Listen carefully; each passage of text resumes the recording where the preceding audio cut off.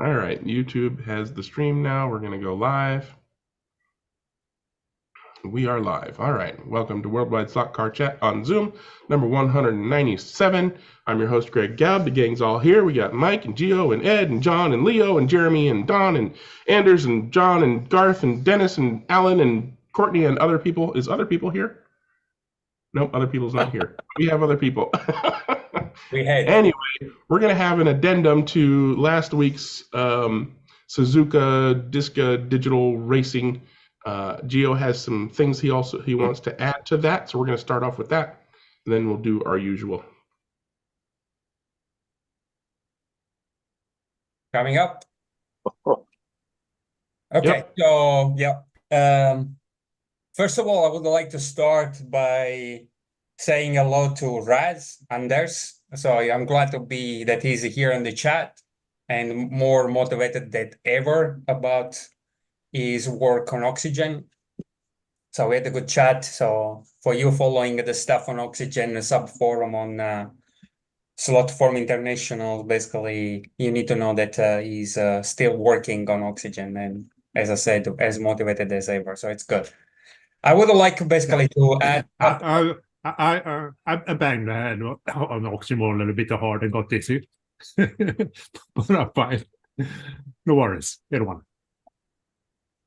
So yeah, as Greg said, I'm adding just kind of adding a couple of points about the Suzuka race, especially in view of someone else basically posting some other videos on their report about the race. So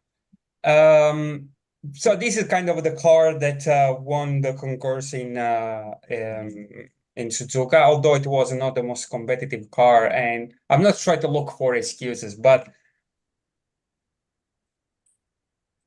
yeah, so someone basically posts like a picture of the car where it was out of context, let's say. So the car, of course, did the race with all the cables running around like that. Actually was in a bit more kind of a clean state, as you can see on the right-hand side here.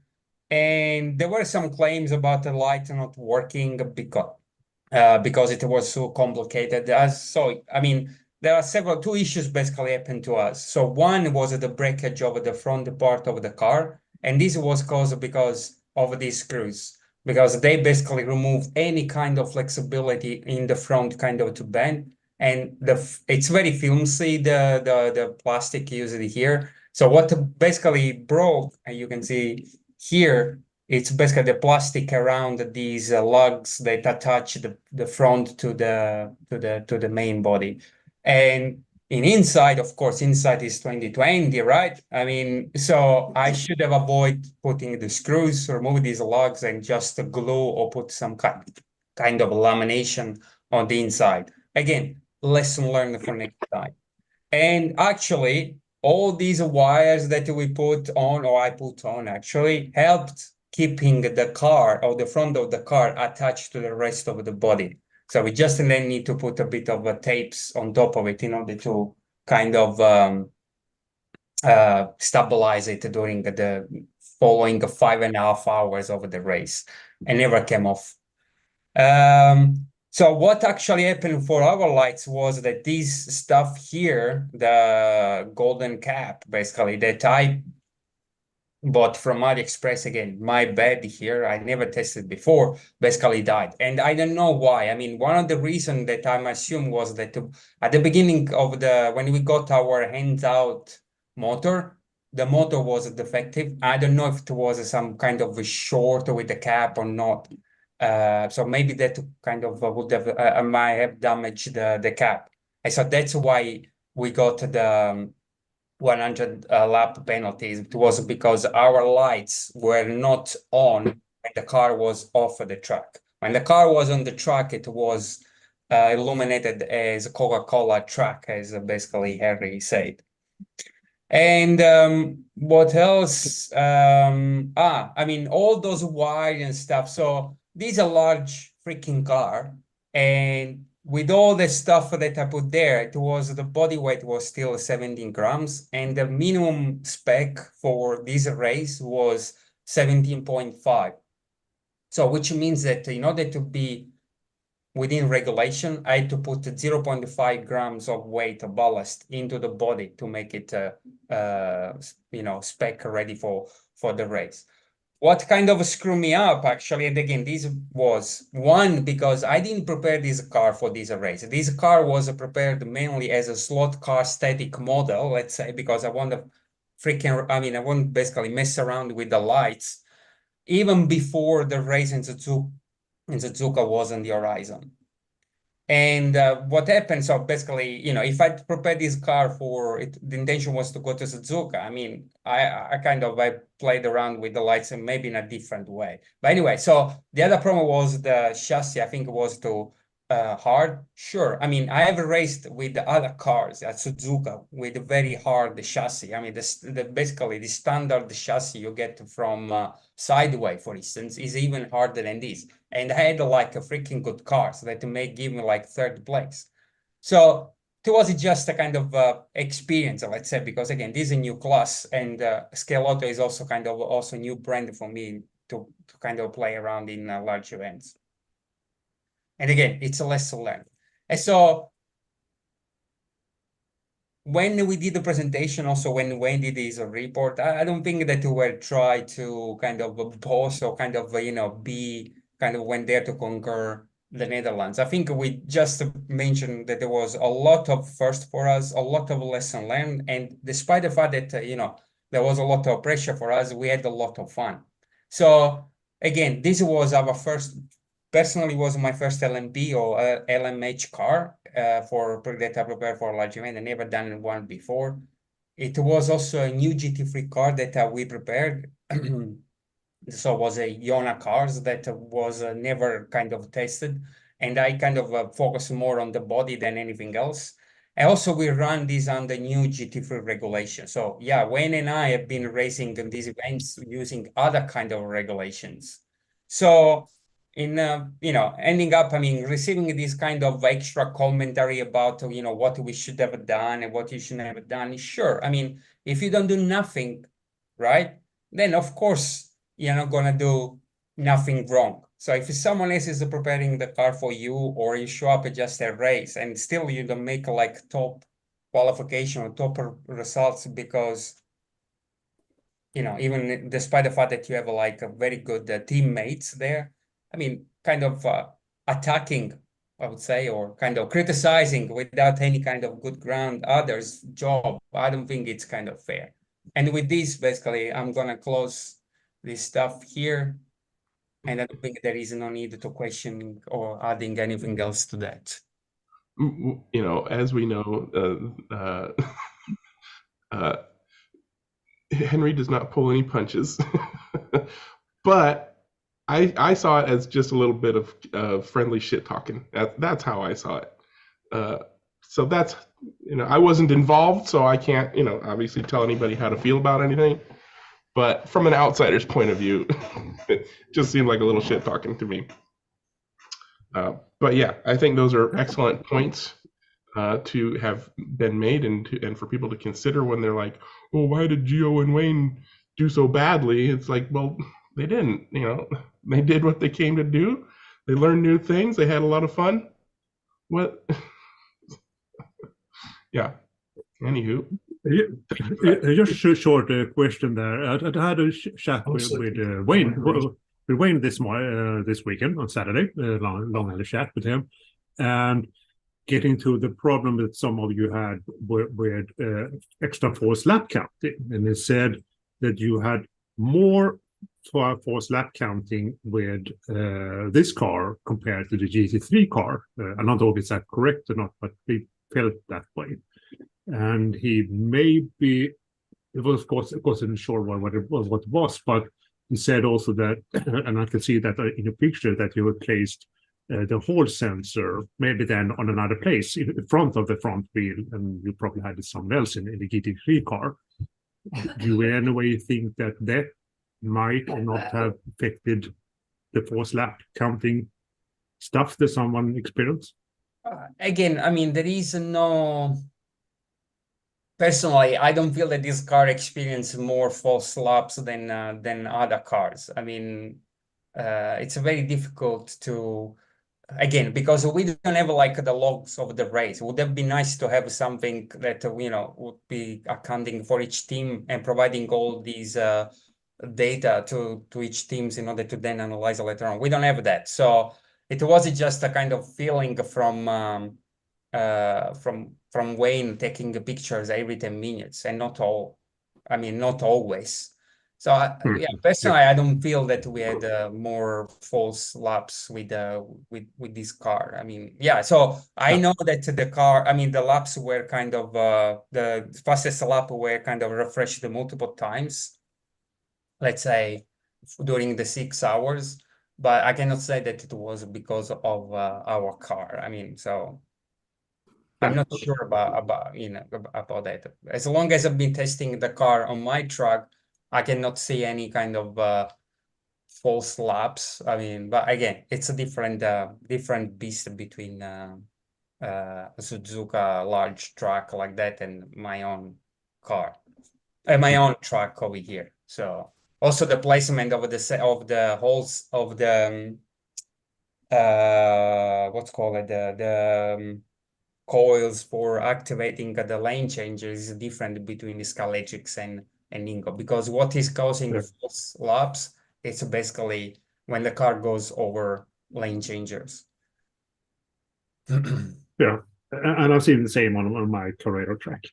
Yeah, okay. Anyway. So just to some, I mean, I'm not trying to make any kind of excuse or, we are the best teams and we lose because of that. I mean, it's just like, I mean, we had freaking fun. I mean, and of course, there were mistakes that we made, but as I said, we learned from that. And I'm more than happy, for the take kind of to trace them, that to 14 plays, it's gonna be like always in front, on the top of my all other trophies that I have won, because it reminds me that, keep your head down and help read the freaking regulation better. But yeah, anyway, so that's all. Right. Thanks. I mean, I'm sorry. No, I should have told you, warning you a bit more about this and didn't put you on without putting on the spot. Again, thank you for the additional information. Let us move on to show and tell. So if anybody has anything they want to show and tell, new acquisitions, new projects, new continued work on projects, whatever you want to share, raise your virtual hand. I'll try to not forget to call on you. Jeremy had his hand up first. Go ahead, Jeremy.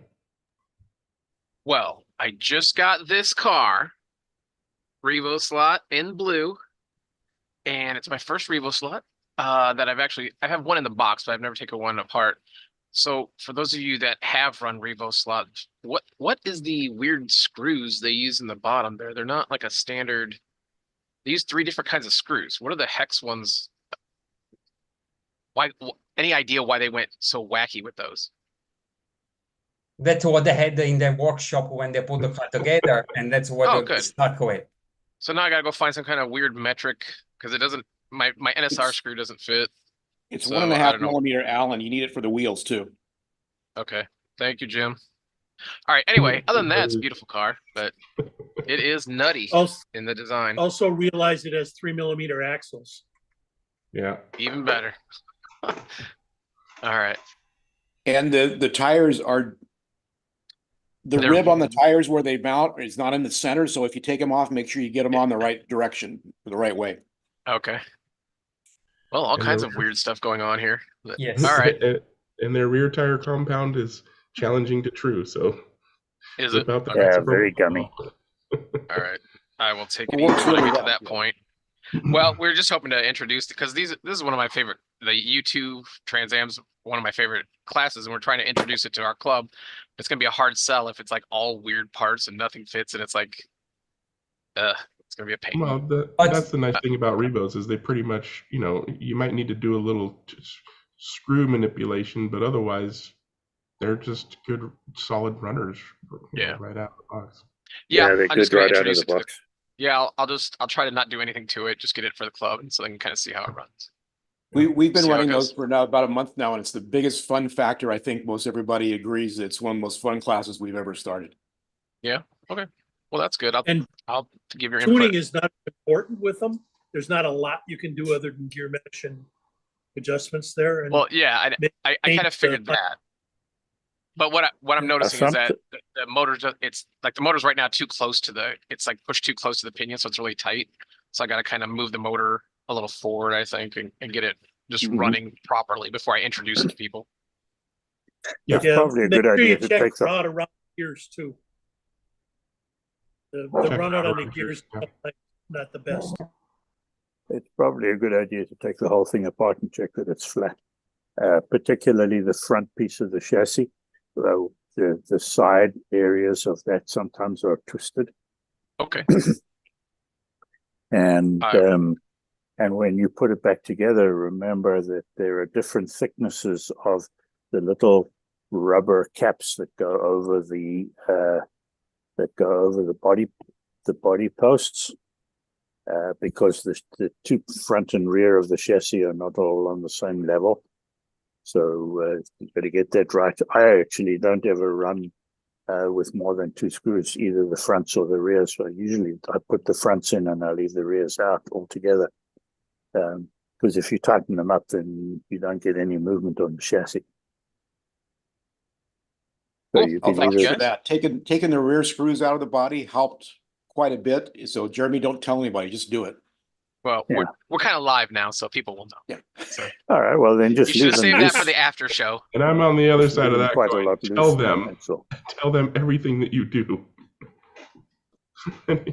All right, so it looks like we got that resolved for now. Gio, you got your hand up. Go ahead. Yeah, so basically, freaking Jeremy stole my thunder. But so I got like 2 of them, and also white kit. And one of the stuff that I do, it's also to reduce a bit rattling. Just to put a bit of electric tape between the bottom plate and the top plate of the chassis, and that helps with kind of a bit of with dampening the sound. Be aware that the front tire is a bit wider than the rear ones, so some people, I don't know, kind of find it weird, but the front is harder compound than the rear. Another thing that I learned recently from Wayne actually is to burn the grease from the ball bearings to make it a bit more flowing. Although it's a pain in the back to kind of remove the ball bearings from the aluminum holders, can be quite painful. But yeah, so can be done, or you just burn the grease through all the aluminum holders there.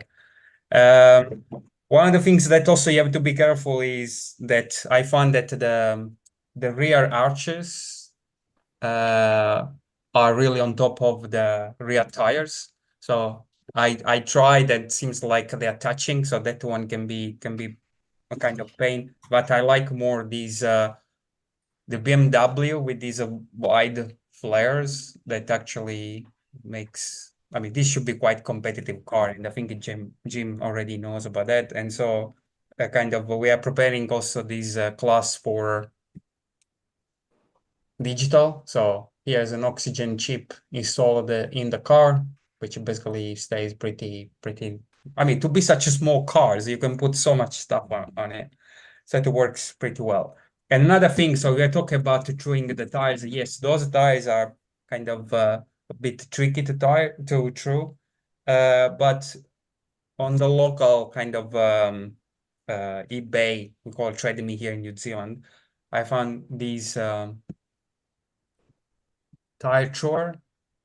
Oh, that's like the Scale Auto, or no, that's like the NSR. Yeah, right? Yeah, it's a bit like the NSR one. Yeah, this is from a brand called the ILPE, ILPE, Okay. and it seems like he's from Czech Republic. And I tested it yesterday, and so with these tires actually, and actually it came out pretty well. I mean, so you can replace the discs here. So the disc, so with some other shit. I mean, there is too much. Different grit. Yeah. Yeah. So different grit. Thank you. Because it's not sandpaper. So this is kind of the disc is kind of the stuff is embedded on it. So I assume I need to kind of replace it if I want to change if basically the stuff wears out. But the control here, I mean, I have a hoodie as well with this, stock hoodie, and the control is a bit, flimsy, I would say, considering how good the stuff is. And this actually, the control is very, very nice, very precise, and does not move while you are throwing. The only difference with the NSR one is that the NSR also is like the bits that allows you to treat the tire, so you can put one tires next to each other. But for that one, I have something on the side. So, and basically also like that comes already with these two switches, so you can control each of the motors independently, and you can start also from the.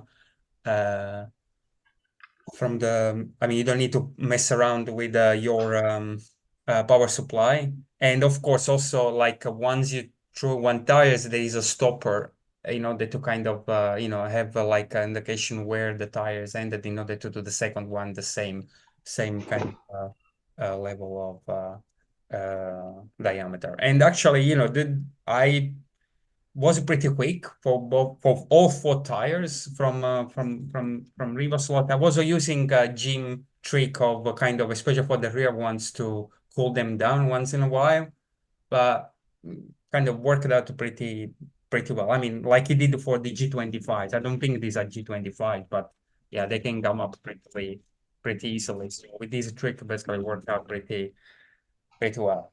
Anyway, so that was my show and tell. How much? So there are more. You didn't? Did you just luck out and get that, or were there multiple machines on eBay that? Okay. So yeah. So this was from a guy that was selling his machine, so secondhand. So and I got it for around 300 New Zealand dollars. But there is a guy here also that imports them, and I think they go for something, I don't know, maybe it's between 450 or something. So and then yeah, so you can also find new, I believe. So this guy is still making. I mean, this company in the Czech Republic is still kind of making, it seems. Yeah, I did a post on the forums about all the truing machines that I could find, and the ILPE was in that list, but I couldn't find anywhere selling it. So if anybody has a pointer, I mean, other than secondhand, I basically put it in the subcategory of secondhand only. But if anybody knows if they're making more and where to get them, please let me know, and I'll. So I'm gonna kind of put the link on the chat. Sure, yeah. Yeah, okay, I'm gonna do that. Okay, so I think you're done, Gio? Yeah. Okay, go ahead. I thought I saw Jeremy's hand up. I thought I saw somebody else's hand. No, you already did yours. Okay, then okay. Never mind. Okay, so Mr. Weber is first on my list. And then we've got Jim and Alan and Mark. Go ahead, Mr. Weber. Okay, thank you. I have a couple of little things. See the background that I have up behind me there. It's this new Carrera T2 Volkswagen transporter with the peace, love, hippie stuff on it. Well, I thought that was pretty cool. We used to have a 69 Westphalia campmobile, and it was great. It was a great camper and a pretty mediocre car, but it made a big impression. We took some pretty nice trips, and we had fun, and I sold it for more money than I paid for it after having it for 15 years. So, and that was before they took off. Now they're really expensive. Anyway, I got one of the things in one of the Carreras. Oops, and here we go. And there is a little bit of a problem with it. This is a 72. One we had was a 69. So there's some subtle differences, but in the model, I don't know if you can see the black thing there. Yeah, underneath there's a huge chassis thing right under here. Yeah. That thing is like 10 millimeters or more deep, and it looks awful. I'm not sure what I'm going to do about that, but anyway, this is one of those Carreras that had the chip stripped out of it, and they sold cheap. So that's really the only reason I got it. And I'm thinking about maybe trying to build it into a Campbell wheel at some point. I don't think anybody makes a Campbell wheel slot car, but anyway, that's one thing. And then see if I don't know if my Corvair Inco stinger will show up worth a hoop or not. But let's see. It's kind of getting there, getting along. Oh, nice. A driver, pilot, and spoilers, and painted the wheels. Looks a little better. I have more details to do, so we're getting there. You got to put the glass in. So that's all I have for right now. Thanks. Looking good. I didn't even realize that Carrera was making VW vans. I know Scalextric has made quite a few at this point. Yeah, that's what attracted me to this one is that it's the second generation transporter. So I think some places they're called bullies, but anyway. With that chassis. Yeah. Carrera for you. Crazy. Carrera doesn't put a photo of it up. Now, I don't know if there's a video or something someplace, but I don't think Carrera's put a photo of the actual model up. Now I know why. Anyway. All righty. Thank you for showing that stuff, John. Okay. And Mr. Rose, go ahead. Got a few things, actually. So we started running RevoSlot cars, and the sedans we just talked about a few minutes ago here with Jeremy's got, everybody's getting the new Datsun. My Datsun is probably on a ship from somewhere, but it's on its way. But we started running the GTs a few weeks ago in preparation for a big race we're going to have in June at Modesto. And so my first car was a Marcos, and got that and did a white kit. So I did the painting, and came out okay. I used stuff called, I think it's called real metal. It's really thin stuff on the side pipes. Yeah, it looks better from a couple feet away as opposed to the close up here. There is a rubber wing mount that I put on there that I didn't know they had, but I ran across it when I was purchasing the car. So it's got rubber wing mounts, and then this is my British Racing Candy Lime Green again. So that's my first car. And then last week I decided to get another car, and this one came in. I saw that on 132 slot ago. It's just a cool livery. And so I decided to get the Ferrari.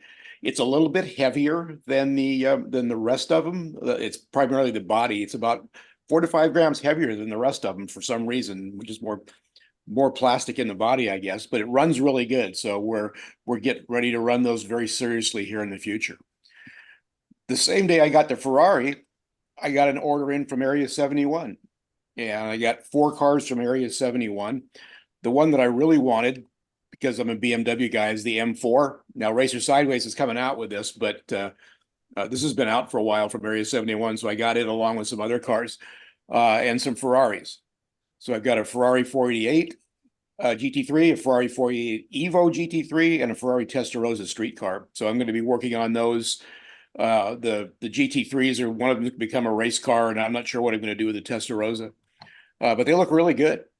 I don't know what you would call a typical 3D printed, but you don't see the striations or any of that type of thing. It's textured for sure. It's going to have to be primed and painted maybe once or twice. He sent me a whole information sheet on how to prepare the body for painting, so I'm going to be working on that. And I've been texting back and forth with Area 71, and they showed me their shop. This is the printers they use. It's a patented HP process that they use for printing. And he also sent me a video of a crash test they did comparing a resin body to the material they use with the Area 71. So it hit that thing at pretty much full speed and didn't break it at all. So I'm looking forward to getting these cars together and seeing how the performance is and everything else. So that's it for now. So, so do that you have technology the is- sorry, good. So do you have the M4 with you, Jim? I didn't hear the question. So do you have the M4 with you? Can I see the The chassis? the Racer Sideways or the No, Area no. 71? Yeah, the Area 71. Yeah, I have it. Do you have any picture of just the chassis or the body lift from the chassis? Because one of the problems that I have with these guys from Area 71 is that they put the front splitter and the rear splitter into the body, which basically is adding a lot of extra weight to the body without any reason. This stuff usually the other manufacturer they put into the chassis. Wondering if the M4 is similar to the Ferrari. Those are Ferrari, for instance, you will see that you will have like a lot of extra. Are you talking? Let me lost my screen there. Are you talking about this? Correct. Yeah. Yeah, Yep. I'm not seeing a problem with it. The body is the bare body with the chassis. The bare body with the interior is about 18 grams. So that's lighter than an NSR. So when you build this out, paint it, put everything on it, it's going to be about the same weight as an NSR. Yeah, I mean, if you take like with the similar kind of specs, you take like I don't know, an Acura from Scale Auto. I mean, that car with everything included would be like 16 grams. So you have 2 grams even, or even a bit more or less than that.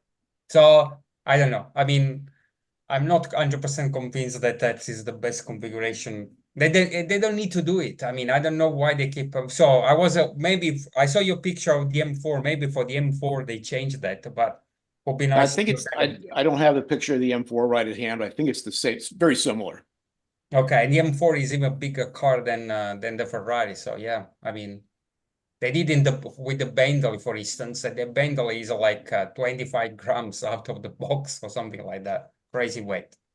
Anyway, thanks. I mean, I'm waiting for the M4 from Sideways, which I am too, because our club does not allow. I did this as a project. Our club does not allow 3D printed cars and chassis, so I can't run that legally in our club.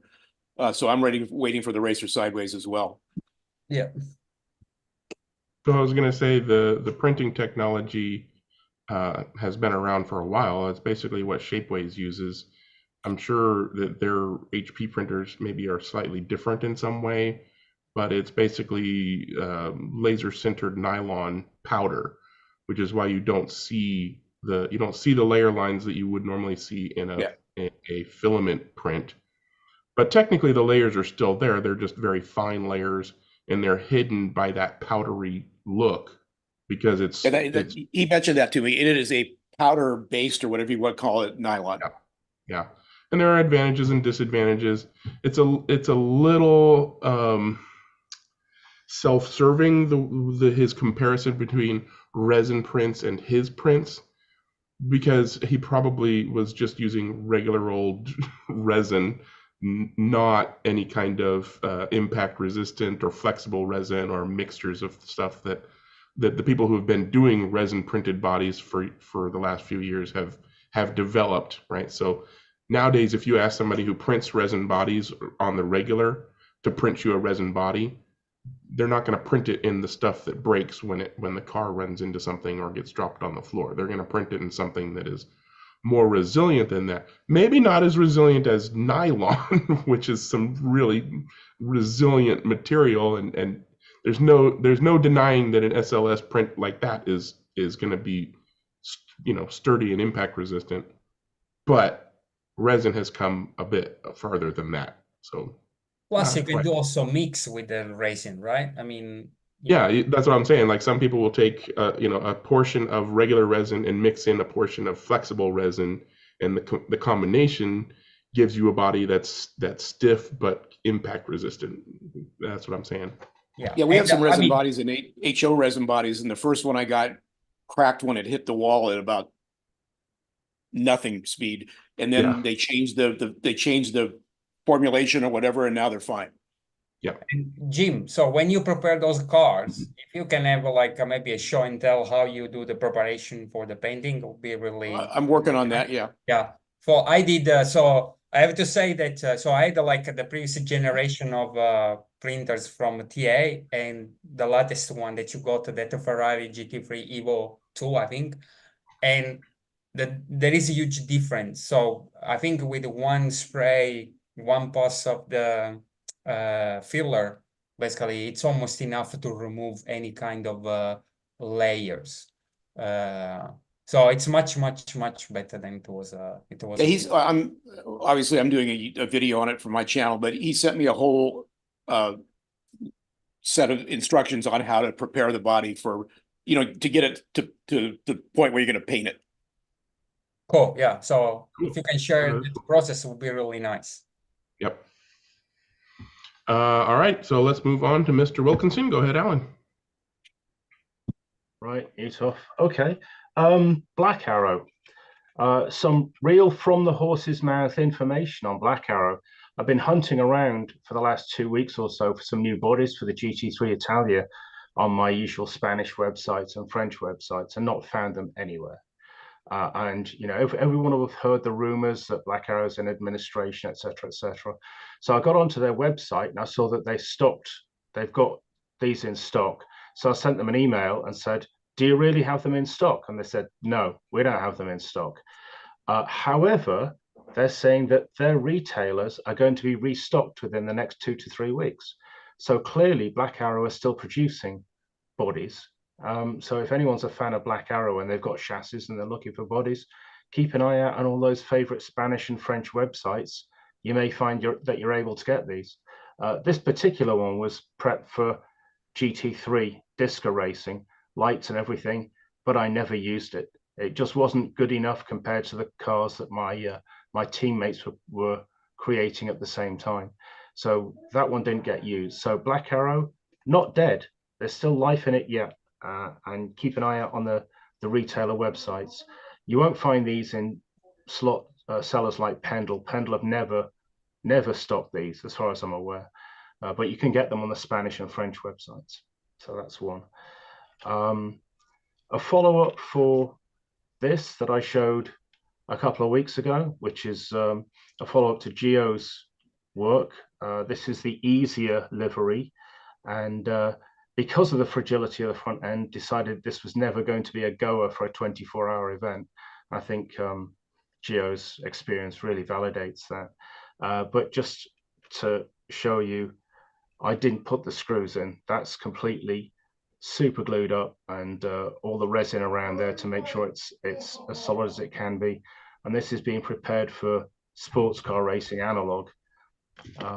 And I did some testing last Tuesday with one of the most brutal motors I've ever put in a car. That's the NSR King 30. And this car stuck to the track like glue. I was absolutely astounded. I expected it to be a total handful. It wasn't. It was absolutely wonderful. This is a Mosler killer. I am sure that this will get under 8 seconds at London Slot Car before the end of the year. So that's my show and tell for today. Did you modify the pod for that motor? So did you lower the motor basically into the pod? No, I didn't. No, okay. It's yeah, because that is a 0.5 offset. So the black one, I think, is 1 millimeter offset. As for for your body, basically, one of the Belgian team kind of didn't put the screws in front of the body, but I think they kind of laminated those or something. Yeah. So I'm not sure if like putting CA is gonna be of any help, because what you need is something that is able to flex. So Yeah. the CA will not give you much, but I mean, you will test it in analog and see what happens. I mean, we will see. I Yeah, honestly, yeah. I think it will break for sure. But if it's a short, 3-4 minute sprint race, you break it, you take it home, you fix it. Correct, yeah. But the way this is constructed, I really don't see this as a valid or viable 24-hour car. well, I all. mean, like here's the body, right? So except for that breakage, nothing else break from the car. I mean, okay, so there were like some small break, like it's more kind of visual, with kind of a bit of plastic here, a bit of plastic here when the miss, but all the Yeah. lights, everything else was basically okay. And I had some brutal crashes with this car because in the last hour, I want to have like a fast lap. And I was going like hell. Even if I had like 10 cars in front of me crashing, I was going bumping the car into it because I want to go through it. Sometimes I managed, sometimes I didn't. But the car, I mean, even like I thought that the wing was gonna be the first thing flying away, but nothing actually. I mean, except for the front bloody kind of mistake that I made with the screws. So Is the that car the has potential, I would say. is that the actual body that you Yeah. broke the front when you were Yeah, doing yeah. your initial livery? Yes. So this is the same car. Okay. Because it is a beautiful livery. Well done on winning concourse. You definitely deserve that. Because But when you it's showed how you did that livery, it was very clear that you were losing the will to live by the time you finished it. It's a shitty job, man. I mean, I'm not really proud of the, especially but yeah, because it's so complicated or so complex that the people really don't realize. I can see all the bad spot, but people don't see that because it's so pretty well masked by all these stripes go all over the places. And then if you put at an angle, as long as you don't put like in a more symmetrical kind of way to look at it. So I put an angle and you don't see some of the way in which the kind of the different stripes move around the bodies, right? Because sometimes one goes over, the other one does not go proper over on the other side. So yeah, anyway, I mean, I was really glad to get to the Concorde, but I was not expecting it. I just one point I saw there were like 4 votes on the car. I said, man, what the heck is happening there? And then yeah, I think John Underwood was the last one that basically put the 5th on top of it and gave me the concourse, basically, the Exiles team. Yeah, well done. John's a good sport. Yeah. Okay, All right, all done. Okay. Yeah. John, go ahead, Mark. You're still muted. Mark, you're muted.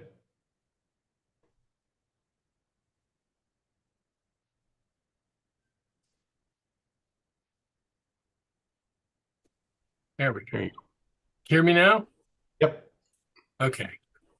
So I love seeing everybody's new stuff. So naturally, it's time for me to bring out all the old crap that I really like to find once in a while, especially on eBay. So I found like this SCX, this SRS2 for some reason. I really like these cars. And of course, the big selling point for me here was, you can see, I don't know if you can read that, it says, works with the leading brands, which is absolutely critical when you're buying a slot car. This one, but generally I've had some other of these. In fact, the SRS 1 and 2, and these are actually, they're pretty decent cars. I mean, they're not the highest detail or anything. This one is actually almost new. It's got the typical SRS with the, steerable front, and it's light frame. I think these are like about 75 grams. They're actually pretty quick. I mean, they're not bad cars. I've never drank this brand of beer. I've had Bud Light, never had Pro Light. But again, they're just fun. It's the kind of thing I'm on the lookout for sometimes when I see them. This is one of those ones that, somebody will put it up, buy it now or at a price which I thought was pretty reasonable or best offer. And sometimes best offer, people were, expecting it to go for a higher price, and then they want to, expected more. I offered them, a few bucks under what he was asking, and next thing I know, they went ahead and accepted the offer. So again, it's just the kind of thing I'm on the lookout for. You know, these cars must be like 25, 30 years old, but you know, the tires are the original and they're still soft. They're still, you know, pliant, which, you know, obviously the different than what you'd find on a Carrera. But yeah, with a little scuffing, I think you know, it's a nice addition. So that's it. Back when they made tires out of rubber. Yeah. All right. Thanks for showing off that find. And Ed, you ready? Yeah. I wanted to thank Jim for his latest videos. The ones on motors have been really good. I had asked for that quite a while ago, and I always figured I must have missed the meeting, but Jim was kind to put those out separately, so they've been good. And then your latest car stuff has been excellent too, so thank you. And then was Raz still on? Yeah, he's still here. Yeah, he must have disappeared. All right, I was just going to make. Oh no, I see his. He turned his camera off, but he's still here. He's still here. He just turned his camera. But you know, all this conversation that's going on about the fuel simulation stuff, and one of the things that it's always interesting because you're hearing the discussion from the RMS side and the sim side, and I think a lot about how things are working on the timing and what's available in time slots on the RF side. And you know, there's 3 channels of communication that are going on in the SCP3 on a regular basis, the way he has that structured. So it isn't like there's a whole lot of time to do a whole lot of other things during that. Plus, in microcontroller land, one of the reasons you sort of call them microcontrollers versus microprocessors is that they're very IO-centric and they're missing certain things like a floating point unit. So in the world of bits, divides are extremely expensive from a cycle point of view. Divides can take a whole bunch of cycles to complete. So you don't want to do that kind of thing. So what you would do when you think of fuel simulation, it's like you want to send like maybe every speed value up the chain so that you could look at what the actual speed value was being sent. But to do that kind of effectively, you would just take one, add it to the next one, shift it left, which is divide by 2, and then keep on doing that so that at when time is available, you could send an average up rather than, you know, the other way. So there's a lot of considerations that I find when I look at that conversation and I don't respond to it, is because I'm thinking at a different level, and it's already going in all sorts of directions anyway. So anyway, that was more for Raz, because he did a good job talking about what the response was for trying to get stuff through the USB to the dongle, and it's like, you know, a factor of 10 slower than what's going on down at the RF level. Yeah. For everybody else, that was an oxygen related discussion that happened on Slot Forum. Oh yeah. But I agree with Raz. He's bringing up neat stuff, and I think historically in our industry, or our hobby, sorry, that there's so much neat stuff going on. But you know, when you look at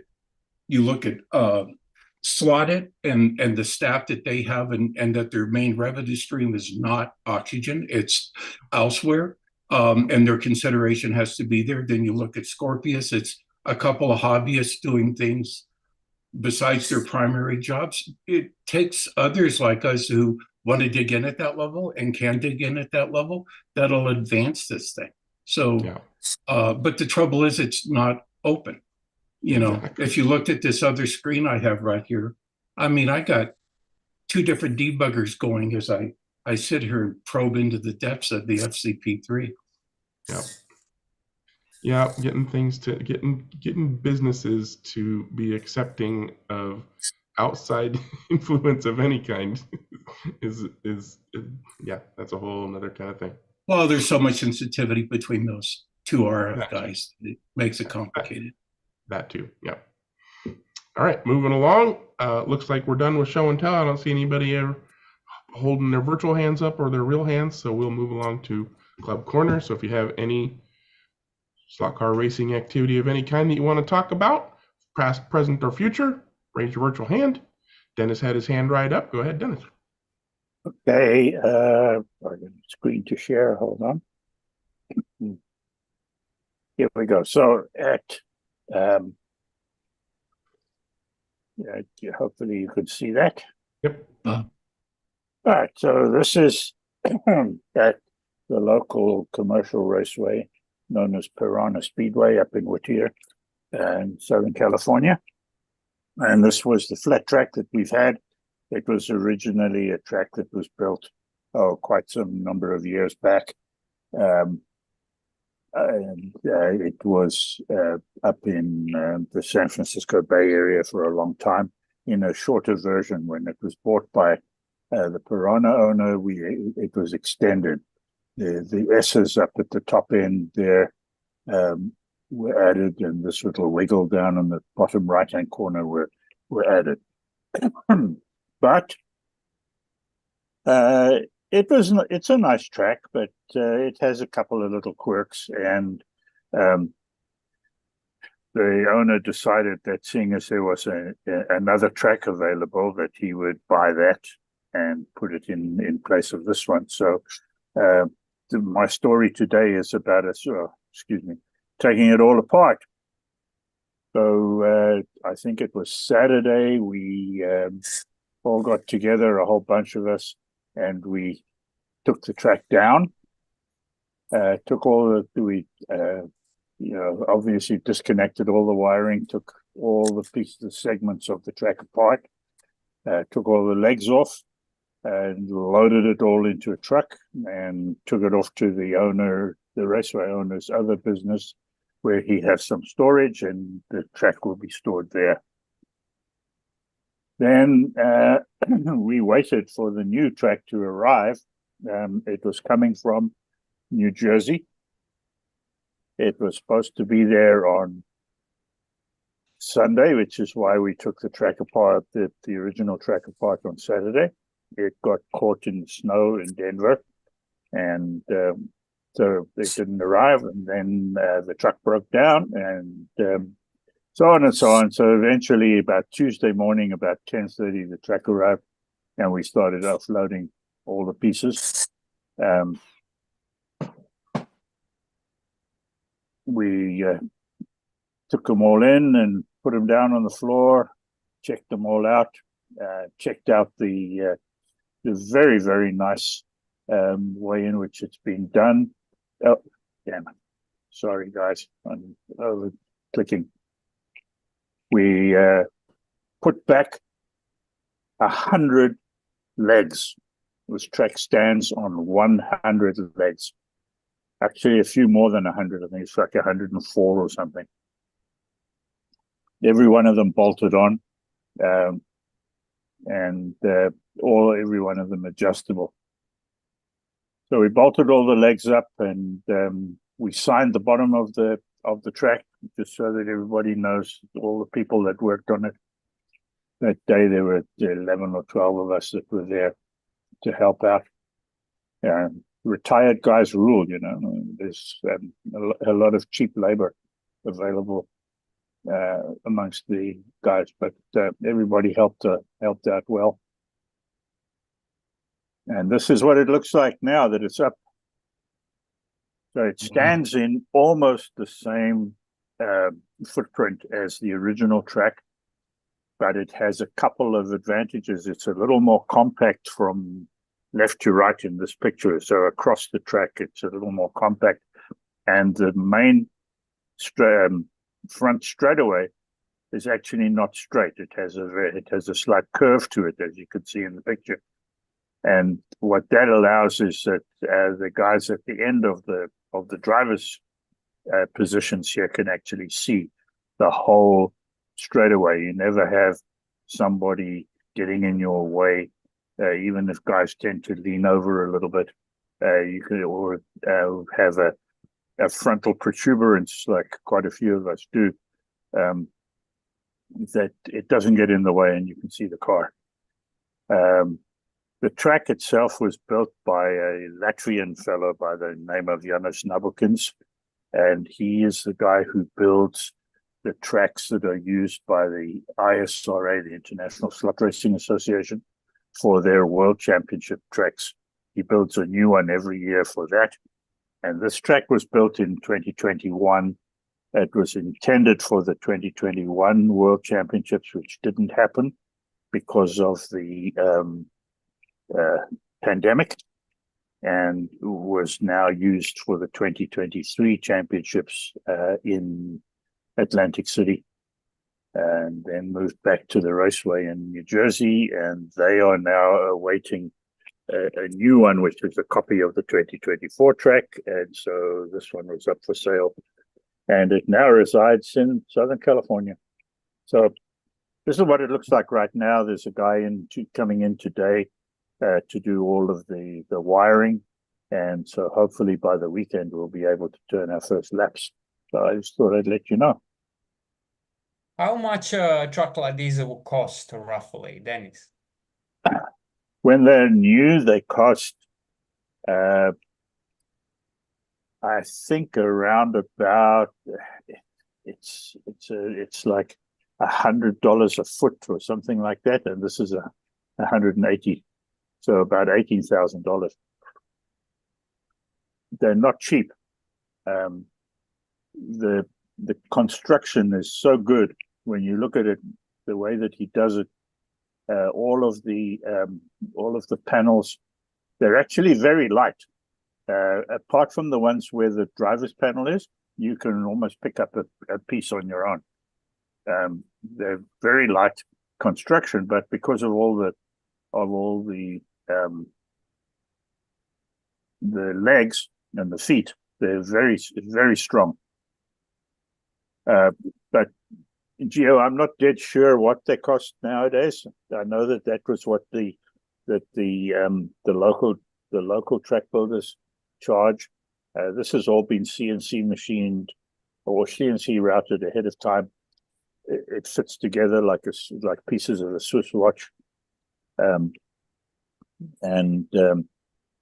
Obviously we didn't. The owner at our raceway didn't pay full retail for a new track because it's not new. But yeah, they're expensive. But yeah, nice flow actually. I mean, this is a nice flow, and it's going to flow left to right. So from the bottom of the picture to the top of the picture, up the on the straightaway, and then through the S's at the top, and then back under the bridge and over the top and back. Which is unusual for these tracks. Mostly they run the other way around. They tend to run clockwise. This one runs anti-clockwise. And which kind of cars do you run? Do you run them with the metal wingy type of crazy stuff? Right now, the majority of the racing will be stamped steel flexi cars every week. We have a USRA national championships coming up here where we'll run the stamped steel cars and spring steel stuff. There is talk of having, when the wiring is done, they're going to put in two separate power systems. One that will be running at about 12.8 volts for that kind of racing. The other one will run at about 11.5 so that we can run scratch-built hard body cars and 1/32 scale plastic cars. We're actually we're going to run those, but for that, what we do is we clean the track completely. We take all of the spray glue off and run it on the bare paint. Is it going to be good for 32nd, you think, or is it too big? It's very big, so I'm not sure, Jim, but there's quite a few people that are very keen to try, and I'm one of them. I mean, I don't see why not. Yeah.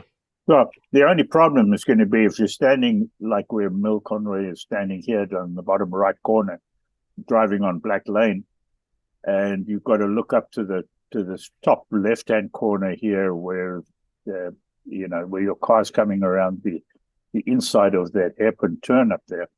It's quite a ways. So the car's going to be pretty difficult to see up there. And in that inside sweeper on Black Lane, you might just lose a 132nd scale car behind the barrier for a short while. The other cars you're going to visually, you're going to be able to see them everywhere. Build up a raised rostrum, driver's podium. Yeah, You could run 6 lanes if you wanted to. you could always. Yeah, Do we'll see. Do you know what is the footprint? I mean, from corner to corner. It's well, I don't actually. I'll measure it the next time I'm there and let you know. I know that the lap length is close on 180 feet. So it's pretty long. That's excellent at 32 scale. Le Mans is 233 feet of that. Yeah. That'd be a great track for an enduro, a 12 or 24-hour enduro for 32nd scale. Well, it would be, wouldn't it? There's even an area here, you can see the little white marks along the side there, and it's already marked out as this is your pit area. This is the only place you take cars on and off the track. I'll have a couple more photos once everything's finished and all of the infield pieces are put back and so on. It's there's still a little bit of work to be done. Okay, that's me. Alrighty, looking forward to updates on that. And looks like Mr. Weber has some more stuff he wants to talk about. Yes, I'd like to circle back on show and tell just for a fraction. Sure. If you can put full screen, that image that I have up is a Shadow DN9B that Jan Lammers raced in 1979 in Formula One. I thought it was kind of interesting livery, and for certain people in the group could certainly recognize it.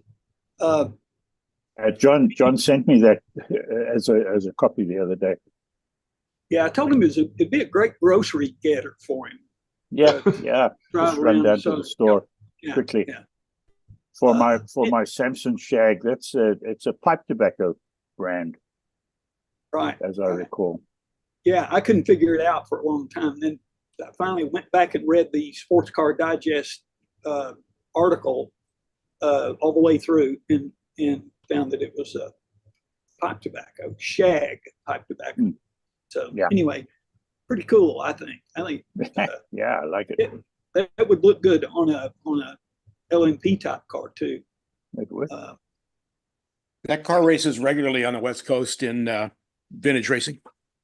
Ah, okay. I'd never heard of it. I mean, I'd never heard of the brand, the livery either. And let's see, the other thing is I was looking at Barbados Rex airbrushing hobby site, his YouTube videos, and somehow bumped into this product that comes out of Korea, I think South Korea, where it's a UV reactive putty, UV cured putty. And so I started looking around for that and found that they use this stuff in repairing real cars, and you can get it in much larger quantity. This is like 220 grams. Yeah, 220 grams. And it is about twice the amount, it costs twice as much as 12 grams from the hobby place, the hobby thing from South Korea. Anyway, to me, it looks really promising. It's gray in color, sort of translucent gray, and it sets up really quickly. And I think it'll be a good alternative in some ways to epoxy. It's made by a company called Colad, C-O-L-A-D. And if you search for it on the internet, you'll find them. And they shipped it out really quick. I'm looking to use it for doing repairs and filling in gaps in some of these resin bodies and things like that. Anyway, I found it on Amazon too. okay. Good. That's all I had. Thanks. Nice. All righty, thank you, sir. And moving on to Mr. Clark. Go ahead, Dewan. Is this is Club Corner or? Yeah. Okay. The Far Out Slot Car Club had an event this past weekend over at Big Lou's. Let's see if I can get my share going here. And Big Lou's has a really nice 165-foot electric 4-lane track. And we had 20 racers. We had 2 classes that we were running, which was the first race was the Race to Sideways Group 5. And the second race was the Revo GT1, GT2 class of cars. And again, this is a very large layout, very long straightaways, and some 2 hairpin turns that are kind of challenging. But I went there with some newfound confidence that quickly changed. I've been practicing for about a week or so, and I thought I had really gotten or honed my skills a little bit better. But in the Racer Sideways class, I unfortunately started with it's a cold start, so you could no power until they turn the power on, and I had it at full throttle and the power coming on, and instantly came off the track in the first 3 inches.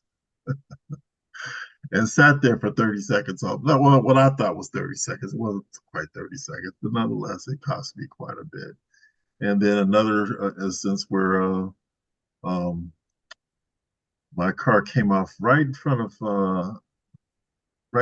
this area right here, right where I was on the blue lane right here, and my car came out on just on the other side of the track, but there was no marshal that could really get to it. So my car sat there again for another 15, 20 seconds or so. And then I actually leaned over and tried to get in and got admonished by the other drivers for leaning over and getting in their way, et cetera. So anyway, bottom line is I'm building up for my performance because it sure was. Well, this was the RevoSlot class, so I ran my Viper in that one, and I finished out of 19 races, I finished 17th, 16th, 17th out of 19 races. But the first one, which was Race to Sideways, I finished dead last. But I thought I really had confidence in this car, and I thought I was probably going to be somewhere closer to the mid-pack level, and I was really disappointed that but you know, it's the driver's fault when you come off, so but these guys up here are just phenomenal drivers, man. These guys really should be racing in many of the national events, and a lot of them just don't. Chris Tsukimoto, he owns this track. I think he races there every week, if I'm not mistaken. But he just pounded everyone for the Revo class. I'm sorry, this is the Race to Sideways class, but he won that class. And then the race before that, Eddie, tried and true, fast Eddie Shore, narrowed out Kevin, and Chris was still in the running there. But anyway, that's the highlights for the Far Out Club last week. And unfortunately, it took a physical toll on me, in that I had planned on going to Seattle or the Washington area racing the IMSA Club with Greg Gaggle and Wes and a few of them go out there. But I just ran out of energy, so I couldn't make it to that race, and had to. And plus, I had some people here for the Super Bowl decided to stay over a little bit longer. So, nonetheless, that was the end of my club racing for the week. Stop my share now. Oh well. Yeah, it'll happen one of these days. Yeah. And Oh we shit! had I see you beat Steven, and so I mean it's not like you're coming last anymore, right? Yeah, and a lot of the guys that were some of the newbies, most of the newbie guys that I probably been more competitive with, they all bowed out for this particular race. So it was really me and a lot of really talented racers. Yeah. So, I'll anyway. segue over into mine since you mentioned DEMSA. Too bad you couldn't come. We had a good time at Russ's. Apparently, there's been a low turnout for the last few weeks. I didn't know because I've not been going because of my coughing. Probably shouldn't have gone last night, but I went anyways. And Russ's is always a blast because we do longer heats with, putting the cars back on, and we do fuel and everything.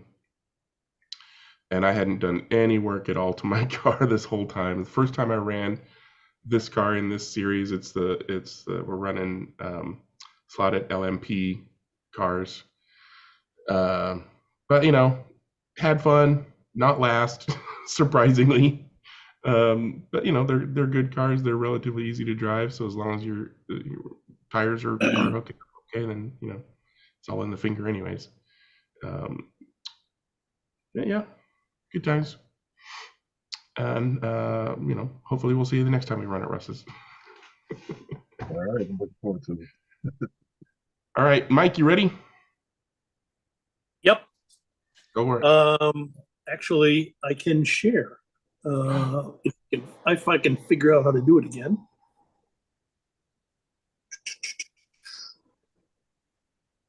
Come on, wake up. You can do it. Yeah.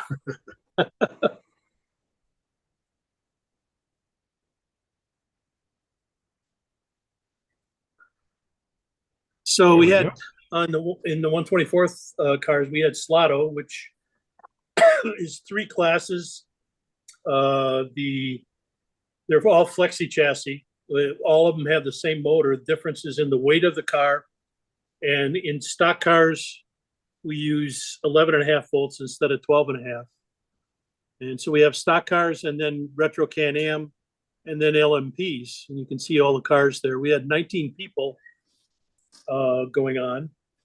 And it was pretty good races for me. I finished 2nd and 3rd in the B main, close on the one to first place, but I've always been the bridesmaid in the B main. The B mains are more about survival in this case, but none of my cars are fast enough to quite make it into the top 7. And then we have a move up from the winner of the B main. In LMPs, I did okay, and I was up in the lead for the B main until the 5th stint, and I got nailed from behind and stripped the gear off, and lost 45 laps doing the gear change, and I still finished 6th out of 12 people. So I felt pretty good about that, but had a good time, and it was good fun. And on Monday we had our regular. We only had 2 races on Monday. Shiggy's been trying to calm it down a little bit. He's been a little under the weather. So we had Scalextric GT3s, and we had sideways cars, and I managed to take both top spots. So, and in the Scalextric, I was 3rd qualifier. And once again, in the racer sideways cars, we did group 5s, and the spread of the 3 of us as far as the qualifying times was 0.046 seconds. So it was pretty close. So anyway, that's me. Had a good time. Played slot cars. Exactly. Awesome. All right. Thank you, Mike. And Jim? I've got a little kind of half and half show and tell and club corner. This is Gio had asked about the M4, so that's the inside of the M4. So it's not quite as pronounced in the front like that Ferrari is. John brought up that car, the Samson sponsored car. There's Dennis driving it. And he is out in the gravel at the Corkscrew at Laguna Seca. So, like I said, that car runs regularly on the West Coast. My show and tell kind of half and half. This is a project car I'm building. It's an MR slot car, and I'm putting the slim can motor in it. And I mocked it up and got it. I didn't do any tuning to it at all. I just put the motor in it, wired it up, put it on the track, and the car is really fast. That back end is so light, it just goes around the tight corners really well. So I'm really looking forward to really getting it built as a race car, because it's going to be a screamer, I think. And I see why Courtney and those guys run these in proxy races. Really mellow, but incredibly fast mid-range and great brakes. We've had a lot of races lately, so I'm not going to go over all of them, but one is something new. One of the guys brought a set of BRM 24 scale IROCs to one of our races. And so we had the track has 24 scale lane spacing, even though those diesel cars will run on the 32nd scale track because they're small for 24 scale, but they're big for 32nd. The mini cars, they ran great. They're just like, well, basically they are a big RevoSlot, and some of them have that universal joint in the back. So they're kind of strange looking cars. They drove good. And I was fortunate enough to pull out a win in the IROC. So we ran standard 3-minute heats, and they were slow, but everybody had an absolute blast at them, proving in my mind that it doesn't have to be fast to be fun. So we had a great time with these. So I want to thank Paul for that. They were noisy as the cars, or? Yes, they are a little noisy. Yeah. And I'm not, maybe Dennis knows the universal joint is so you can change the camber in the rear, but I don't see any parts to be able to do that. You just have to shim it or shim the axle blocks. I don't think it's so that you can change it. I think it's so that when you buy them with the universal joint, they are already cambered. Oh, they already are. Okay. Oh yeah, they're already they build them with the camber in. So I didn't get a chance to look at it really closely, so it's already. As far as I know, there are no multiple blocks apart from the regular vertical ones and the cambered ones. One camber setting. I don't think there are multiple of those. Some of them have it at the rear with the universal drive. Some of them have it at the front just with the stub axles. Like for example, I think it's the ALPHE in the RevoSlot range, similar, that the front end's cambered, but the rear end's not. And on the most of the BRM small cars, most of them have it, but not all. Yeah, one of those, I can't remember which one, but one of them didn't, and 3 of them did. Yeah, probably the NSU or the Simca or whatever it was that's on the left side of it. But they were fun to run. Oh yeah, they're great. And they're a bit slower than a RevoSlot because they have less motor in them. Yeah, and they're heavier and they have less motor, yeah.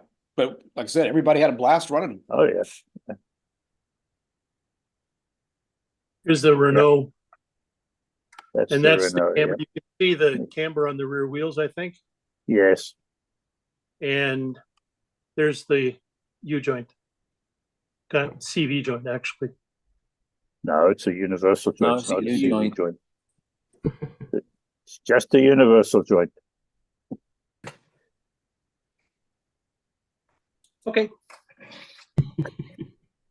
Yeah, those cars are a lot of fun. We raced them out. I think between the group, we probably got at least 4. I think I'll bring mine and maybe convince some of the other guys to do an IROC of those cars. We raced them at Allen's, and they're absolute blast on those big tracks. Yeah. All right. 24 hours with them at Piranha would be interesting. Yeah, we probably managed maybe 5 laps in 24 hours on that track. I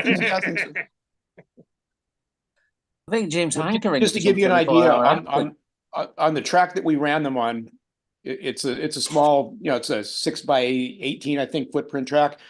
The absolute fastest cars there are running in the high 4s. Most of the cars run in the mid 5s. Those were running in the mid 7s. Yeah. Big difference. They're not fast, that's for sure. All right, Lenny put his hand up. At this point, the floor is open, so show and tell, club corner, questions, whatever. What you got, Lenny?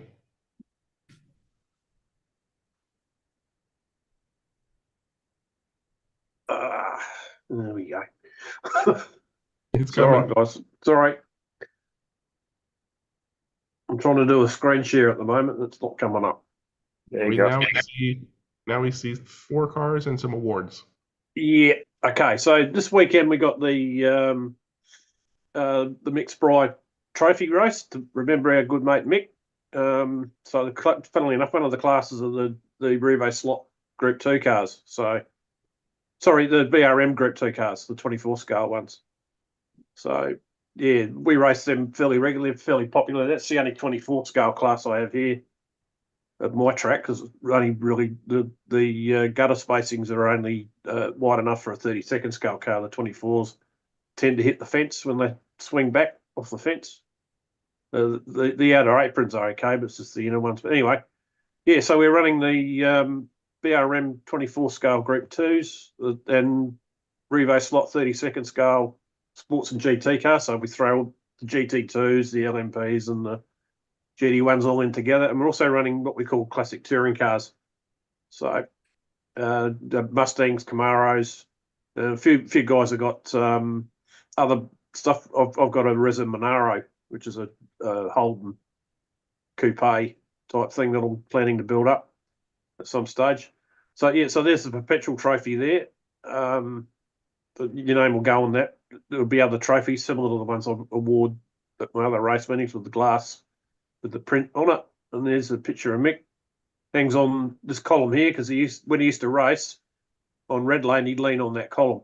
So we stuck it up on there. And it's just a flag, I guess, with a Spitfire on it that one of my mates donated to the group. It was actually Mike from West Adelaide Raceways, one of the other track owners around in Adelaide, who very generously donated that to us when we started up. Yeah, so that's this Saturday. We're a bit low on entries at the moment. We've only got 9 entries, but we'll run it anyway. It's quality, not quantity. A few of the guys said they'd love to come and race, but they couldn't make it. They've got family commitments. So, yeah, so that's it for me. So I'll get back to you next week on a report about that. Should be an interesting day. 3 20-minute heats. So 3 20-minute races, I mean. And points will accumulate through the day via the race coordinator setup. So we're looking forward to that. And there'll be a different name on the trophy. The last 3 have been won by the same guy. Our local wizard, I'll call him. He calls himself Wizard GM on the forums. Dennis Miller, his name is. He's been around a million years and knows everything. And very, very canny racer. Very, very quick and got good racecraft. So yeah. So anyway, he can't make it this year, so there'll be a different name on the trophy. That's it for me. I'll get out your way. All right, thanks for sharing. Looking forward to hearing about that. I'll stop your sharing. Oh, there you go. Got it. All right, Mike, got your hand up. What would you like to talk about? Yeah, actually, I got a question for Jim. He said he runs his Scalextric and Carrera cars semi-stock. What kind of modifications do you allow on that, and what kind of rules do you have on it? On you said Scalextrics and Carrera? Yeah, the GT3 cars. We can change rear wheels and tires. Mm-hmm. This is not it's a club I race at. It's not a club that I'm right. Yeah. Obviously you can not modify, but tweak the body so it floats properly. And we specify a Predator 18K motor, mandatory. Okay. What about the guide flags? Oh yeah, on, guides are open on all of our classes. So you can change the guide, change rear wheels and tires. They have to be stock size, non-air wheels. And the 18K Predator motor, I think that's about it. That's the, there may be some little things I'm forgetting, but that's basically it. And stock interiors and glass and stuff? Stock interior, you can take the wiring harnesses out of the Carreras, but stock interiors, yep. No lightening of bodies. Okay, that's what I was wondering. Thanks. Personally, I would not run, if it was my club, I would not run those together. I would run either or, but that's the way this club runs, so that's the way we run. Yeah, I separated them too, so I run Carreras and Scale Electric different in different classes because they're just too different. With the Carreras, I generally allow a fair amount of modifications, especially because otherwise they really aren't much fun to run. I mean, they pretty much tip over fairly easily. I like the Carreras because there's such a variety of GT3 cars and they're cheap. Yeah. Yeah. But my problem is that for the most part, they run, there's so much that has to be done to make them really competitive. Of course, now that I've modified them, you got to keep on going. And what I'll do a lot of times is I'll replace the guide with a regular guide, put the insert in and stuff. But they still don't have comparable lap times to the Scale Electric. Most of the Scale Electrics are a little bit faster. Ours are pretty close. When you do what we do, they're pretty close. Okay. And we don't allow the 4GT. Forgot that one. Oh, yeah. Because of the motor? Yep. Okay.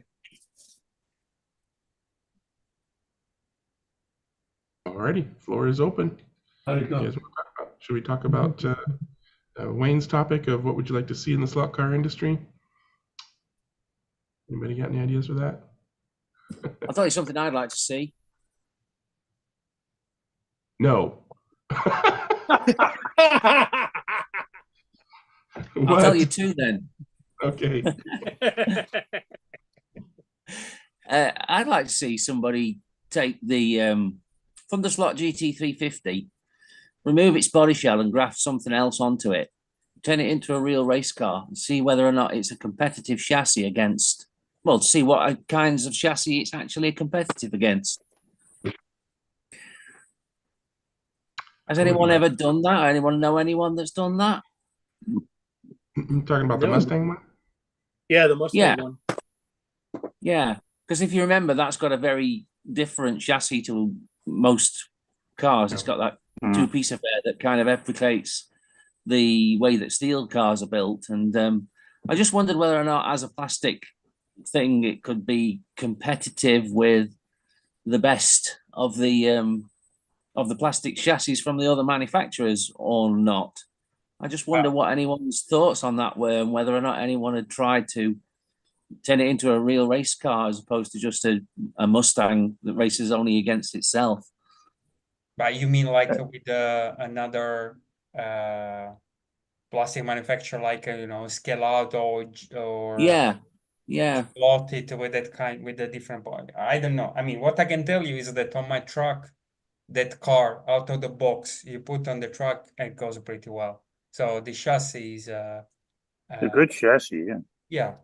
I mean, take the body out, run it without a body and see how it runs to give you an idea.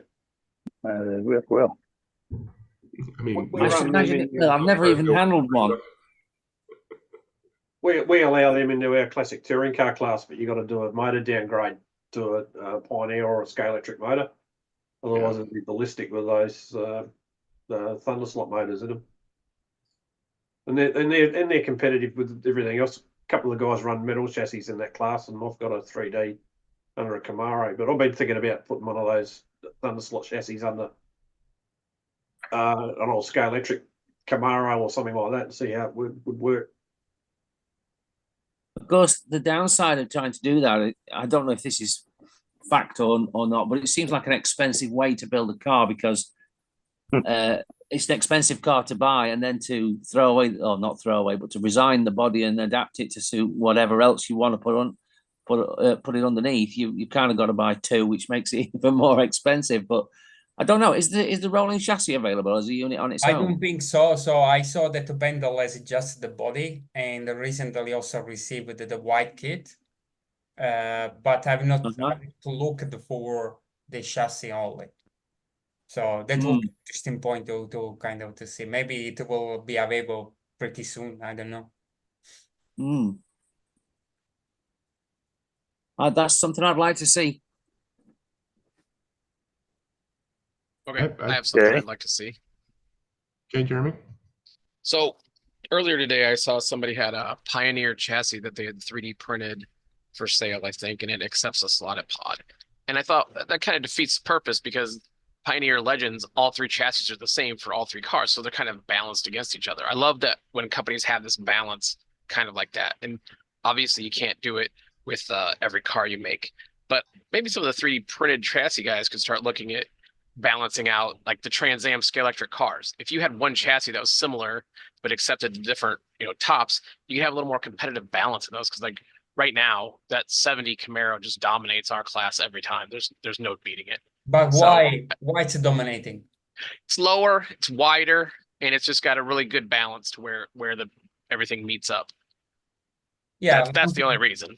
Yeah, but one thing is that you could limit the width of the rear track, right? So sure, yeah, you can keep making rules and but the problem is like now 90% of the guys in the club own that car. So that's when we line up to race, you see the first 8 positions are always that car. So I just wish somebody would tackle that problem instead of tackling problems that don't need resolutions. All right, rant over. It's a good point, Jeremy. It's also true where Scalextric Trans Am runs where I see it, and I see it in 2 places. I've not got one because I've always noticed that car dominates that class. It's similar in the Scalextric GT3 because there's a dominant car there as well, and then there's one that runs. Is the McLaren really, the dominant car? Yes, it is. It is in our class. Yes, it is. And the only one that can even show it a race is AMG Mercedes. And like you say, if somebody was to tackle those as a range and say, look, here's a bunch of chassis that you can adapt, I'm sure that people like Amato and WSR 3D have probably got aftermarket chassis to suit slotted pods for those. But the clubs where they race them all tend to stick them pretty close to stock, minimal modifications, which is a shame. Electric Dreams runs a Trans Am class that uses 3D chassis. Yeah. Is it competitive across whatever one you buy, or the problem there is that everybody goes looking for the biggest, widest car, and so when we started that class, we all went for the SCX CUDA, yeah, because the body is the lightest and it's big, and so it's difficult to tell whether any of the others are competitive because nobody had one. But I've got a couple of those of Scalextric cars also converted. So there's a 3D printed chassis they're all from CG slot cars, and they have chassis for the 70 Mustang, for the Scalextric Barracuda, not the Challenger, and for the 69 Camaro. And of those, the Camaro is probably the best of the 3. But there's less difference between them with the CG slot car chassis than there is with their original chassis. So the Mustang and the CUDA are a little more competitive, but none of them come close to the SCX CUDA because it's so much lighter. So, but I hear basically, Jeremy's saying that we need to design a chassis that can fit all the cars so that you can equalize. But then all the problems seems coming from the fact that the bodies are flatter, lower, wider. Yeah. So if you don't basically specify a kind of minimum body weight for the body and max width track for the rear, you end up always, even if it's a 3D printed chassis, to go for the best of the bodies, right? Yeah. And Yeah, that's it'll it's never be difficult to solved. say have one chassis for all the bodies anyway, because all the mounting points are different. Yeah. It's not the problem with the chassis. The main problem is that, if you let the people going for whatever body they want without kind of regulating the weight and the rear track, then you are back to square one. You will have faster cars, but there will be always one that goes best. That's what I like, for instance, for the GT3 DISCA regulations, because with just tackling the max width of the rear track and the body weight, then you have quite good balance of performance across a huge range of cars. different cars from different manufacturers. Even like with the toy makers, Carrera or Scalextric, with the 3D printed chassis, can be competitive against other more pro hobby type of cars. Why don't you can you send us a link to those rules just so we can kind of read them later? Officialdisca.com. All one word. Official DISCA.com. I can I'm trying to look for the link. I'll take a look. That was my topic. I wish somebody would tackle balance. It's the age-old problem, isn't it? Yep. I'd love to see whether the manufacturers make a range of the single-seater Can-Ams, but I think we've flogged that horse to death a couple of times on this show. Yep. I don't know whether you want to go back form, Dennis, but or better a classic do a 30-second scale back form bodies. Oh yeah. That's why I've always been asking, because I've run those for many years on the scratch build chassis. Yeah, the old skis and the Lola skis and the VDS Lolas and the T530s and the Ampex Prophet and Frisbees. Oh yeah, Lola Frisbees. Yep. So Jeremy, the PDF link that I put on the chat should send you directly to the regulation. It's not a malware. Okay, thank you. But just going back to discussion on the BRM 24 scale Group 2s, Gio, you said you burn the grease out of the bearings? Is that what you said?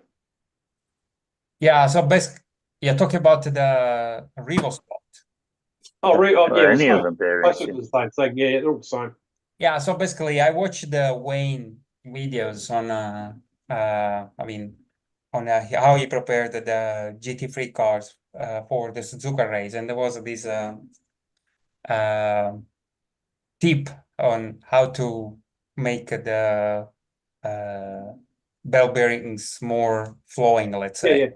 Yeah. So basically, it's kind of burning putting a flame to them until you see a bit of smoke coming out. Yeah. I usually just chuck them in a little dish of lighter fluid. Yeah, that works too, or contact cleaner. Anything that removes the grease that is inside.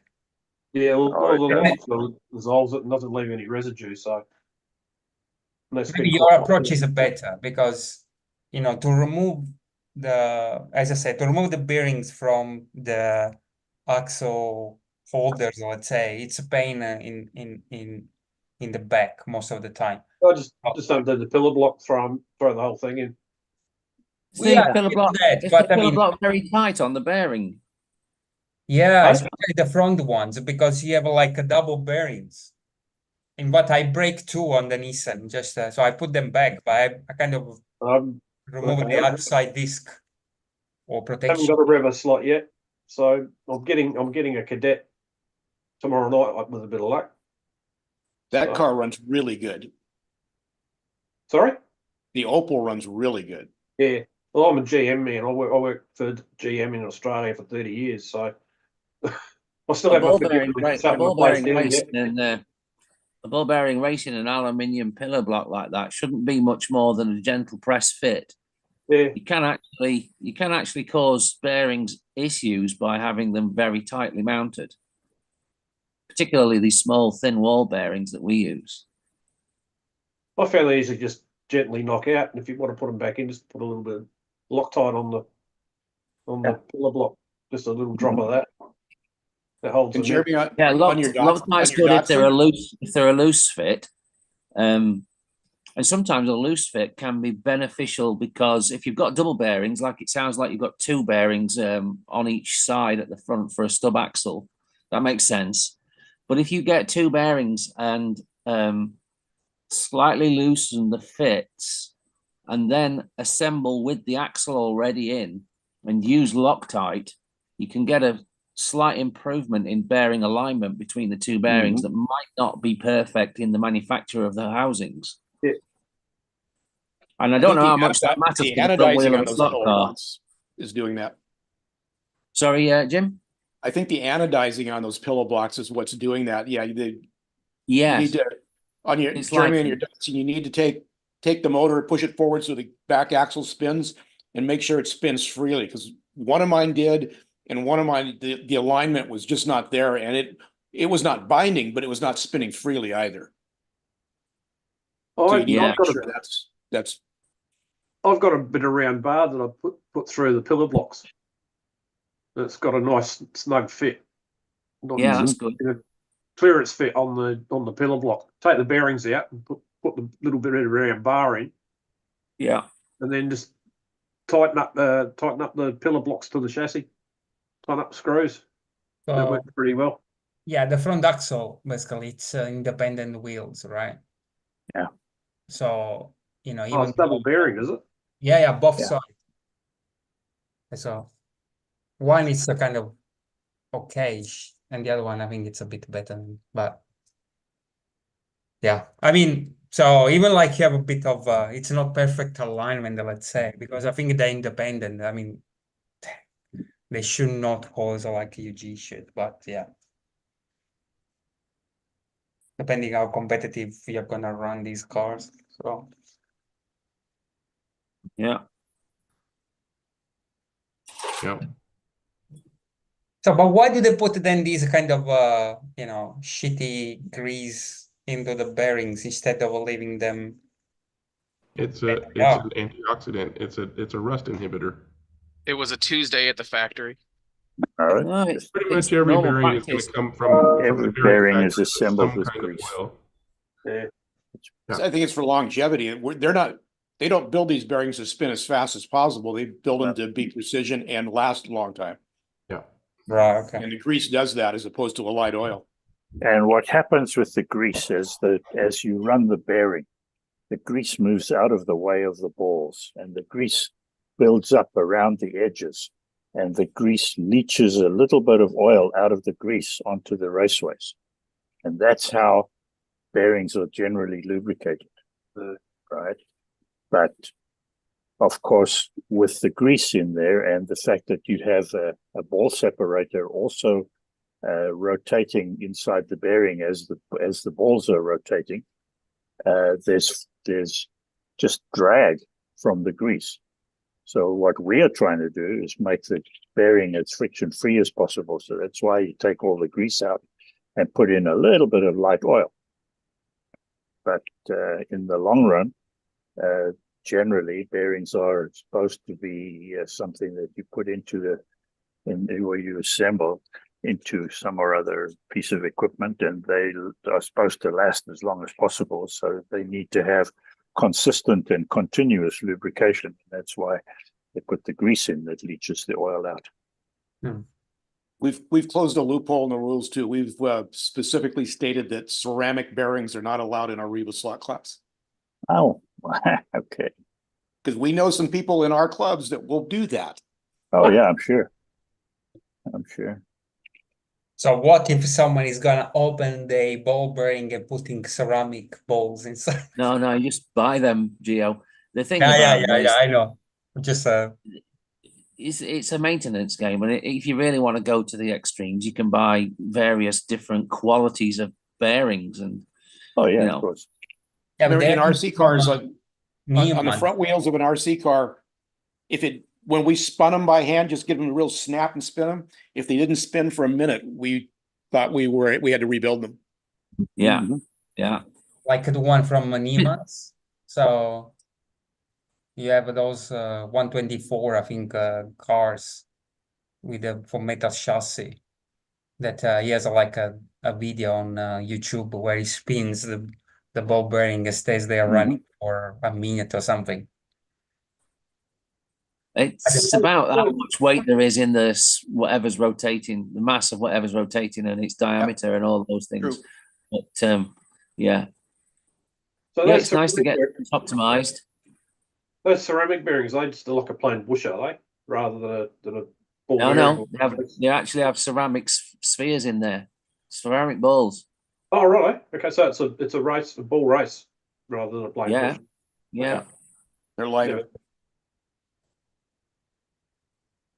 They have a few different qualities. They are that a tad lighter, and they are extremely long lasting because the ceramic balls don't get damaged as easily by dirt and ingress. But bearings are always a maintenance thing. You know, if you get dust inside them, they are compromised, and the more often that you maintain them, the better the longevity is. And Dennis, Jim, they've all done it with RC cars where we pay particular attention to ball bearing races and keeping them in tip-top condition. I'll tell you what. If some of the guys down here aren't already doing that, you just open Pandora's box on that, Wayne. Oh, well. This today. Listen, it's at every little edge, isn't it? I mean, if you can gain 1,000th in every corner. As old Mick used to say, the 1%ers. Yeah. Well, Yeah. follow 1%ers and your 10%. Chassis shavers. Yeah. Yep. Anyone seen my most recent video? I only uploaded it this afternoon. I'm building a rally car. I've never built a rally car before. 4-wheel drive? But sorry? 4-wheel drive? No. A rally slot car. The newly reborn Slot Rally GB starts again in 2024, and I didn't know this until just over a week ago. But the first round of this year's series takes place at my local. Now, my local club attendance has been poor for quite some time now, and they have ongoing rental commitments. And when they put a post on their Facebook group that last Friday would be an opportunity for us to come along and have a go, and there'd be loaner cars and all things like that, I grabbed my 10-year-old son and decided, because it was the school holidays, he could have a late night. And we went over there, and we were the only people in attendance apart from 3 of the club organisers who were busy still building tracks, or stages, I should call them. Of course, the wood track was being used as a surface upon which to place some of these rally tracks, and I did post a little walk around video which didn't fully disclose what the nature of the stages was. But needless to say, what is obvious from the video is that there's some of that Ninko off-road track in some of the, at least in 2 of the layouts, and that's bumpy. And I've never built a car to run over bumps like that. And so I was wondering here if there's anyone in the chat who could clue me up on the key elements of building a car for bumpy rally tracks. I'm sure there is someone in the Netherlands that can help you out. I have no doubt. Yes. So we need to find some guys out of Portugal or Spain. Yeah, the guys who run that stuff, like that's all they do. I don't know if there's anyone here that does any rally. Does Leo do any rally? I thought you might do so. You do you? How should I prepare my car? Don't ask me. I run last usually. Oh, do Alan's an expert if he's still here. Yeah. Alan, he's in the chat, but he's not got video on. Well, I have asked. I have reached out to one particular individual I know who knows rally, and he said to me, "If there's any of that Ninko bumpy track, you're going to need, or you're going to benefit significantly from a sprung guide." Yeah. Now, not being the type of racer that ever races rally cars, I don't own a sprung guide. And so naturally I went to the UK's single largest slot car parts retailer, Pendle. And there isn't a single sprung guide that's in stock right now. So I've had to fabricate and adapt. And I've extended the neck on a standard guide, fitted a longer screw, and fitted a suspension spring. So I've been fabricating a sprung guide, and I'm in the process right now of, like I say, making a rally car. So don't you have like 59 minutes of presentation about how you prepare this car? 59? The Ninko bumpy track is actually raid track. So it's intended for vehicles which are a sprung drop arm, more than a sprung guide. Yeah. Now, there was one of those cars on one of the rally tracks, and that's what my son spent the evening doing, driving an Inco around a rally track that's already exists at the club that I've never seen in use. So that entertained him while we were creating with some of the flat track, some of the sandy track. So in the video that you mentioned, do you talk about how you extended the stem over the guide? Gio, you broke up. I'm sorry. Sorry. So in the video that you mentioned that you post about this rally car, do you talk about how you extended the stem over the guide? I haven't done that bit yet. No, the video I shot said I've got like 5 days to build a rally car, and I shot some of it Monday night, and then Wednesday came around and I realized I haven't posted any of this yet. So I threw what I'd got up onto YouTube about a couple of hours ago, and it's only introducing the idea, what car I'm using, why I'm using what I'm using, etc. And pretty much it's left open-ended. I'll add some more when I've gotten there and shot some more, Yeah, I was looking on Pendle, and they have the scale auto guide, the one that like similar to what we use for the Porsche or for the 963, and those one comes with springs as well. Yes, I noticed, but it's not in stock. It is. Oh, is it? It might be back in stock. I was looking 2-3 days ago now. Okay, I'm just looking right now, and it's in stock. So yeah, maybe you were unlucky. Yeah, I was very unlucky. I couldn't find a Lexan interior with 2 people in it either. I've managed to source one, and that arrived here today. But it's been a last-minute cram, and quite challenging actually to be able to get the bits I haven't got. So I'm in the process right now, and when I've got something to show, you'll see it, I'm sure. I mean, hit eBay and look for an Inco raid truck or car. Yeah. Or Avant Slot, yeah. I was a big fan of the Ninko grey-coloured sprung guides, but they vanished, and there's never been a really good replacement ever since. I thought Avant Slots did one. I think I've got a couple of Avant Slot ones somewhere, but they weren't as good. I don't think they had a deep enough stem. Wing gone. Yeah. Why? Wings are we off? Is this what you're looking for? This is a Ninko one with a sprung guide on it. spring on it. Those are great, but they're not available anymore. Well, do you want this one? I can send it to you if you like. No, it's okay, I'll thanks. I've get there got some in time. still in stock, as they say. Oh, okay. We used to get these and we just take them out and throw them away. Chuck them in the bin. What? Oh my gosh.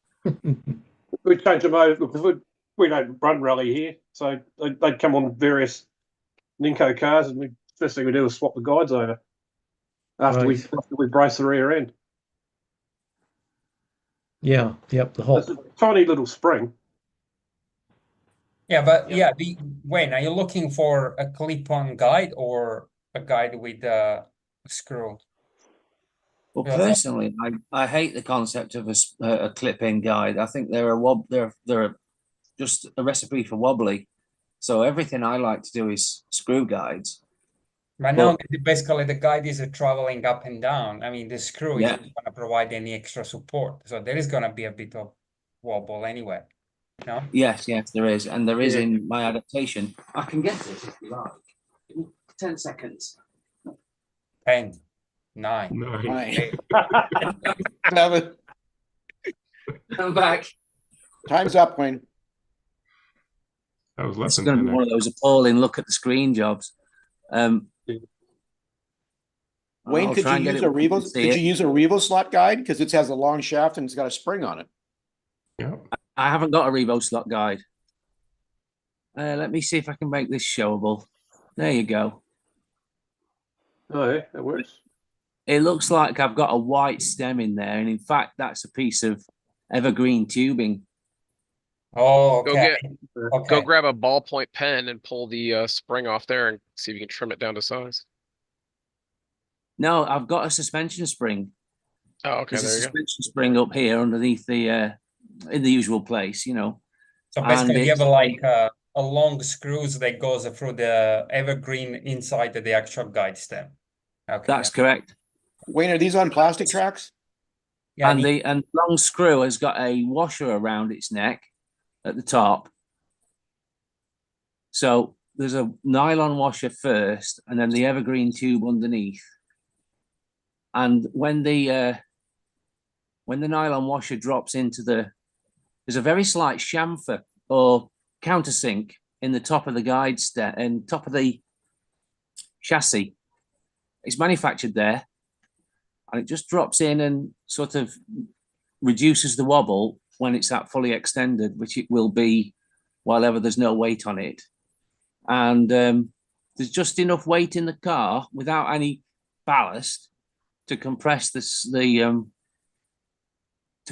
suspension spring. And when I took this guide, this is the same guide that was already in the car, but when I took this guide out of the car, I discovered I'd got 0.75 millimeters of shimming on it. So take that away, and there's enough room for the fully compressed spring within 1/4 of a millimeter.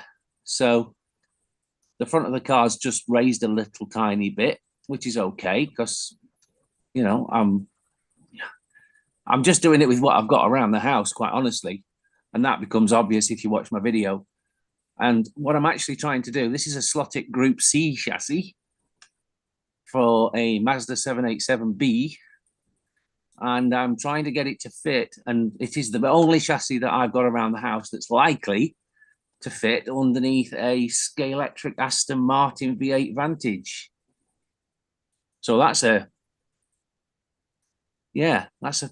thing that you wouldn't have expected to see put together. Yeah, Rally Vantage. Is this on a plastic track? I had to go to the internet to find out whether the Vantage was ever a rally car. Because literally I was going through the cars I've got and choosing something from what I'd already got. Wayne, is this a plastic track? Well, the rally stages will be at least, I think, 2 plastic, and most will be wood. I was going to say, if it's a plastic track, have Jeremy print you a guide that has magnets in it. Well, yeah, traction magnets aren't allowed, obviously, but no, it's literally, I was inspired by the fact that I was there helping to build tracks last Friday, and this Friday is practice day and Saturday the event. So I'm literally going along I'm building one car, and there are 3 categories, and I can't enter it into all 3. So I'm literally just going along to join in for a little bit of the day, and hopefully for the rest of the day, I'll get my camera out. All right, looking forward to seeing that. But for now, we're going to hit the end button, and until next week, everybody wave bye-bye.